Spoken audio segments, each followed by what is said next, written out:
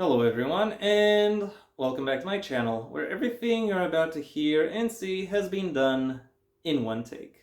I'm your host, the One Take Man, and welcome once again to Daft Punk Month 4, where I'll be listening to and reviewing the remix albums that have been released by this, by this French house duo. Today on the chopping block, or on this video on the chopping block, as the title has already given away, is Daft Club. An album that I was actually convinced would be the exception to the rule, given that Daft Club is also the name of an online music service that the duo offered for about a time 25 years ago. But as it turns out, that was actually not the case. And in fact, plenty of albums, plenty of songs on this album are tracks. I think tracks would be better. Tracks on this album are in fact remixes. I'm not sure whether any of them were actually published on the, eponymous online music service. But still, I think it's fair to say that there were actually a lot of remixes there. Given that, as far as I knew, it was actually supposed to be for exclusive tracks. Exclusive doesn't necessarily mean original, that kind of thing. Released on the 1st of December 2003, or 2003 if you're that kind of pedant. So a few months after the online music service was closed, and around the tail end of Discovery's shelf and marketing life, it was re-released roughly 2 decades later, either as a standalone or bundled with Interstellar 5555 re-releases, and functions more or less as a remix album for for their previous studio album Discovery. Given that 12 of Daft Club's 14 tracks are in fact remixes of Discovery tracks. Not all tracks on Discovery are remixed within this album, but there is a more generous offering of tracks being remixed in this album than there was in the album I talked about last week. Does that mean that this album is any better? Well, my impressions in summary are, when compared to the album I reviewed last week, the remix album for Homework, then I think it's safe to say that this is more well balanced.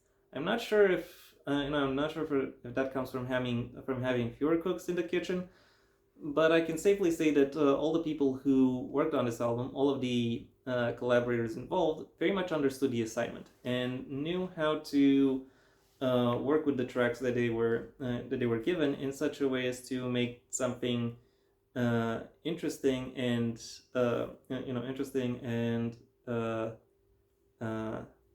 ear catching, so to speak, in such a way as to provide some very interesting listening experiences that also helped build a broader soundscape of this very intriguing album.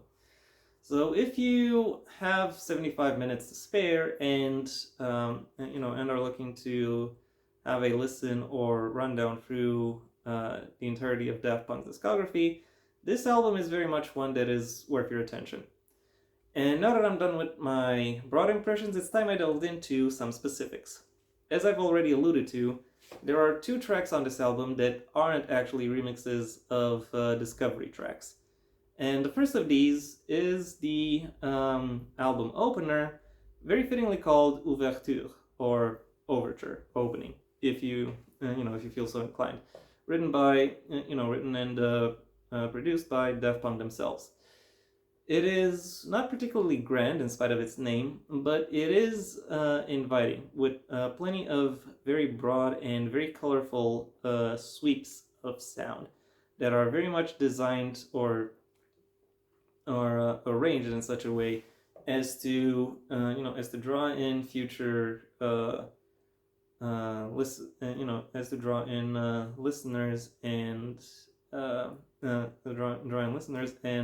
really help establish the the broad sonic themes that this album is going to have.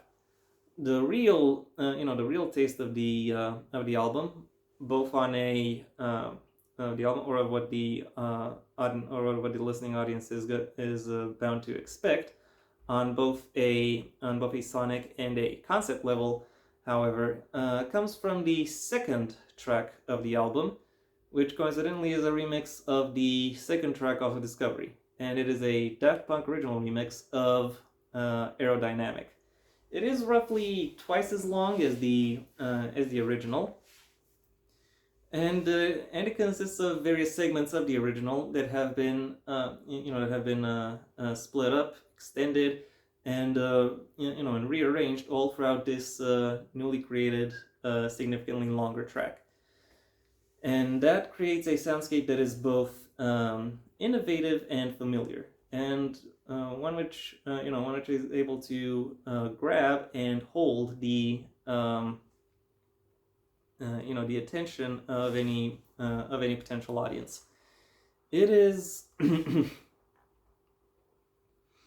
it is in that way very interesting to listen to and to think about. And even though it doesn't really, and even though I am not really drawn to it, I do still find it very fun to delve into, so to speak. And I think really it is that characteristic that is the defining aspect of this album. A broader willingness to play around with the various elements of these tracks, and thereby create interesting and inviting soundscapes through which listeners can delve into. All of which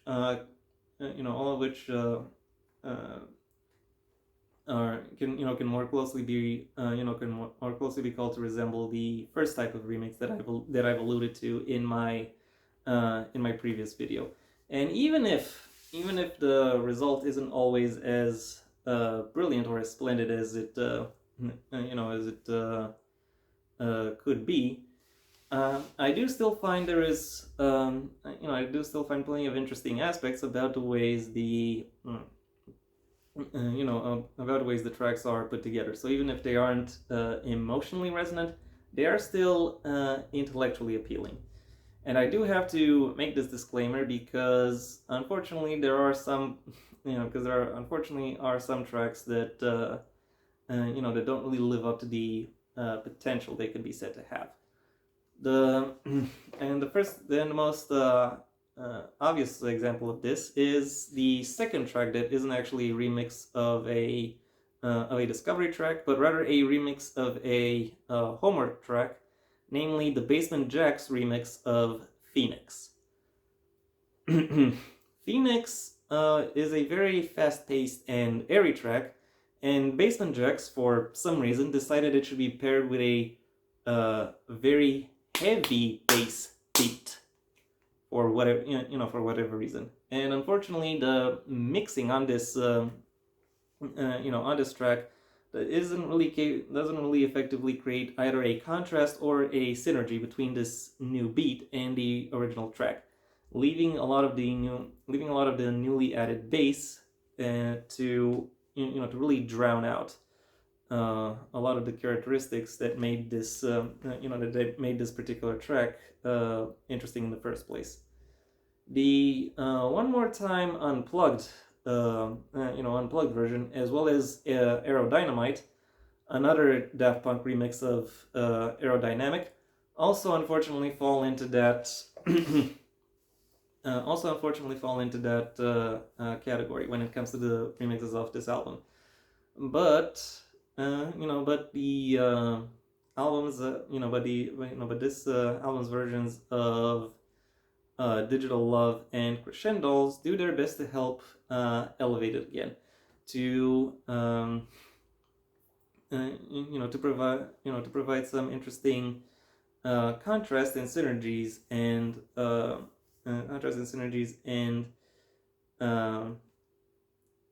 excitement connections between the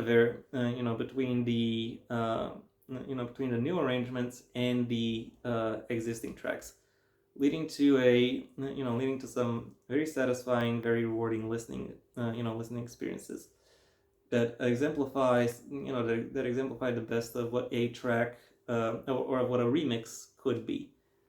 Aside from those, I have to say that while most of the tracks are good, they are well produced. I don't really find myself connecting to them to that same degree. The one exception I could make, and one that is interesting in a different way, before it is good, though not to say it's bad, it's still, as I said, it still catches my attention, is actually the Slum Village remix of Aerodynamic, which, as far as I can recall, is the first or perhaps only rap track on in Daft Punk's discography. And no, their collabs with Kanye and The Weeknd don't count. Those are primarily works by those guys, not primarily works by Daft Punk. This is very much primarily work by Daft Punk, and I have to say, it works, as an example of novelty. And even though it wasn't surprising, it did still kind of had an impact on me to hear the N word on on a Daft Punk album. Overall, while I can't really say that that this album has impressed me enough to where I would want to listen to it again, it still contains its fair share of hidden gems, and it is able to highlight a surprising degree of creativity and music mastery. My final rating for Daft Club is a 3 out of 5. And that was my review. Thank you for your attention. If you enjoyed it, well then please like the video, maybe even share it wherever you think other people will also like the video. If there is anything you'd like to add, either to the album itself or to my review of it, that's what the comment section is for. And if you want to see when my next video gets released, well then please subscribe. And ideally also ring the bell or do whatever else YouTube will ask of you in order to keep you notified. I also have a main channel where I talk about the literature medium and selected works therein, so if that sounds interesting to you, you can go and check it out in the description down below, right past my social media links, which I also suggest you check out, should you choose to. If that doesn't interest you, well then I suggest you stay on this channel and go for my extensive backlog, where aside from album reviews, I have a lot of reviews, overviews or retrospectives, and pitches for TV series, movies, and also some occasional video game content or other content. So some of that might be of interest to you. So go ahead and check it out. If, however, you don't find yourself drawn to any of the to any of my content so far, then I can only suggest that you go ahead and do whatever you want the rest of your day, because it is your day after all. And yeah, that was it from me. So until next time, I have been the One Take Man.